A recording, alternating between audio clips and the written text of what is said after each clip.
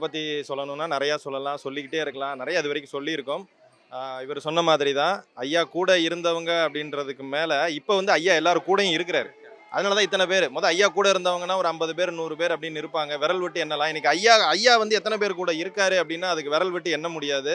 அந்த அளவுக்கு இன்னைக்கு கோடான கோடி பக்தர்கள் வந்து ஐயாவ வந்து தொடர்ந்து கும்பிட்டுட்டு இருக்காங்க, வந்துட்டு இருக்காங்க. அதுக்கு காரணம் வந்து ஒரு தடவ வந்துட்டு போனா அவங்களுக்கான தேவை என்னவோ அத வந்து அவர் வந்து செய்றாரு. அத வந்து நிறைவேத்துறாரு. அந்த ஒரு காரணம் தான். ஏன்னா வந்து வர்ற யாருமே ரிப்பீட்டடா திரும்ப திரும்ப வர்றாங்க அப்படின்னா, அதுக்கு காரணமே அவங்க போனதுல வந்து அவங்களுக்கு ஒரு சக்சஸ் கிடைச்சுச்சு அப்படின்றதுனால தான்.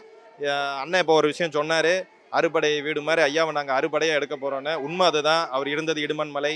அப்புறமேல் வந்து ஒரு காளியம்மன் கோயில், கோம்பைப்பட்டி, கணக்கன்பட்டி, மோகன் தோட்டம் அவர் ஜீவசமாதி, அப்புறம் இங்க ஐயாவோட வீடு. இதுதான் பிறந்த வீடு. இதுதான் ஆக்சுவலா சொல்லப்போனா ஆரிஜின். இதுல இருந்து தான் ஐயா ஒவ்வொண்ணா அவர் அடுத்தடுத்து வராரு.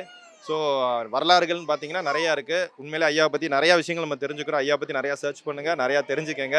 இன்னும் நிறையா விஷயங்கள் அவர பத்தி நீங்க தெரிஞ்சுக்கணும். டைம் கம்மியா இருக்குனால ஷார்ட்டா சொல்றேன். அடுத்தடுத்ததுல நீங்க நிறையா ஆனா ஐயாவ பத்தி நிறையா சர்ச் பண்ணி, அவர பத்தி நிறையா வந்து லேர்ன் பண்ணி வச்சிருக்கோம். அவரு நிறையா பேசுவாரு. அவர் ரொம்ப பேசக்கூடிய ஒருத்தர். நிறையா வந்து உண்மையா சொல்லப் போனா நிறையா மீடியாஸ்ல வந்து யாரும் தப்பா எடுத்துக்காதீங்க.